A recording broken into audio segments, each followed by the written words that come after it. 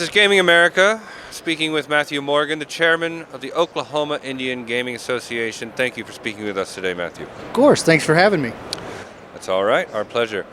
For starters, I was hoping if you could just give a sort of summary of the state of gaming in Oklahoma today.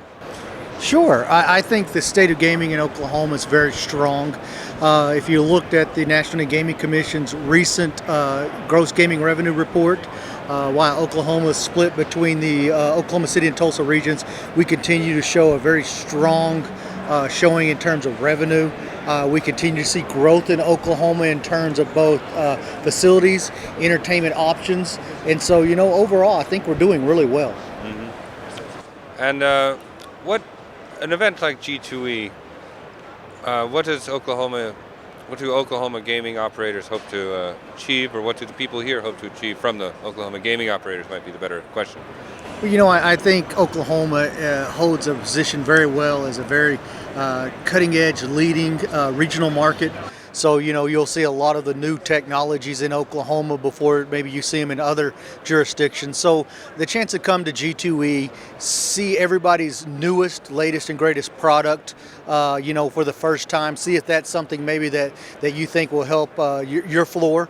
Or, if you're in the regulatory community coming out here and hearing about, what are the latest regulatory challenges or regulatory products that you may see that could help you do your job more efficient, and I think all that is here. On the technology side, and then, just added in the networking opportunities. You get to see folks here at G2E that you don't see at any other show here in North America. So it's able to go in there and see products, see people, and really get back to what we did pre-pandemic, in a lot of ways. So it's been great. Yeah. It's interesting what you say about Oklahoma being something of an incubator for trends that may get adopted nationally. I was wondering if you could speak a bit more about that. Why Oklahoma? Sure. I know at the top of your head you wouldn't think Oklahoma, landlocked, small population state. But one, we have over 130 gaming operations within our borders. We have a large mixed floor, both Class 2 and Class 3, that you don't see across the country as well. We have a up-and-coming table games section where we're seeing that both in terms of traditional, but also in terms of electronic. And in the variety over those 130 plus gaming facilities between small local markets to the largest casino in the world allows operators to come in and prove products in a way that maybe you can in other jurisdictions. Sure. And I remember last time we spoke, it was about 6 months ago, there was something of an impasse between the tribal operators and the state government. I was wondering if you could give me an update on that. Sure. The conflict that we had, that we currently still have, I guess I could say, with Governor Stitt. The first part of it was whether our compact's renewed. A federal court has come in and said, of course they did, plain language. And so we continue to operate, we continue to move down the road.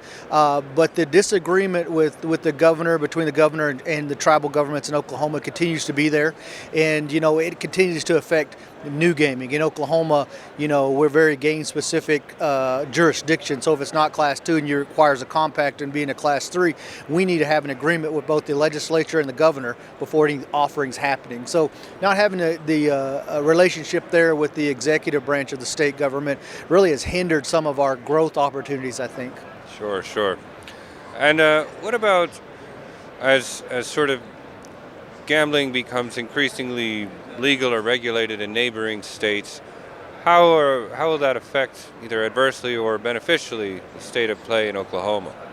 Well, as you well know, Cameron, we're always facing additional competition. Like I said earlier, 130 plus facilities in Oklahoma. We have a great number of competitors that we, in the state.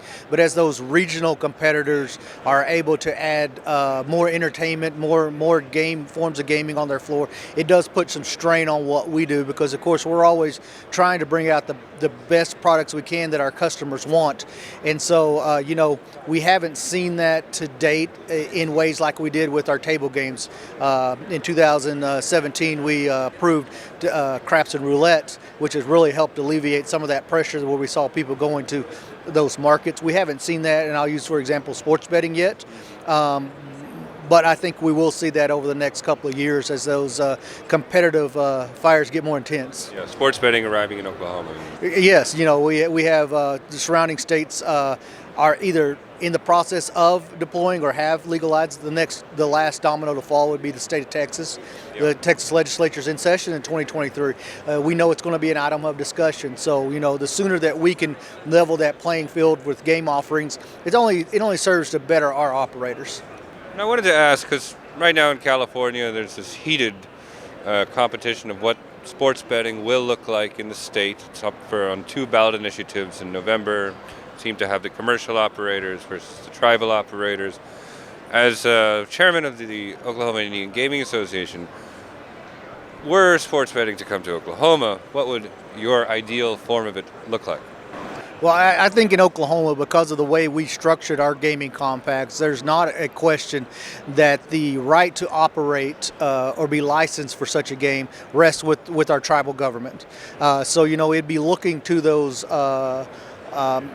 partners in the industry, whether that's your DraftKings, FanDuel's, BetMGM, Caesars, whatever product you may look at, and for our operators to decide whether they want to go out and purchase something from them, whether they want to take a white label product and stand it up on their own. But the licensing and the operator status would be no doubt in my mind be exclusive to tribal governments, and I think that we have a strong legal standing to support that position. Sure. And sort of a final question. I wanted to know how the, say, Oklahoma Indian Gaming Association cooperates with other tribal gaming institutions around the country and all the way up to the National Indian Gaming Association. Sure. I think we have a great relationship among our regional Indian gaming trade associations. We work regularly with Washington, with California, also with Minnesota. We have a good relationship with the United Southeastern Tribes as well. In what they do in their part, we have a strong, long-standing relationship with the Indian Gaming Association. I myself actually have been a board member of that group, so that helps in facilitating those conversations. Including, we have several of our tribal governmental gaming operations in Oklahoma that are members of the American Gaming Association. So you see us reaching out in Oklahoma to a variety of different partners and organizations, trying to making sure that we're stay at the forefront and we know what's coming down the pipe. But all that networking, all those conversations only goes to help, I think, better our industry as a whole. And so, we're always encouraging our individual members and, of course, our other folks that are associated with the Oklahoma Indian Gaming Association to make sure that we maintain those relationships. Sure. Well, that's excellent. And good luck with everything. Thank you for speaking with Gaming America. Of course. Thank you, Cameron. This has been Chairman Matthew Morgan, Oklahoma Indian Gaming Association.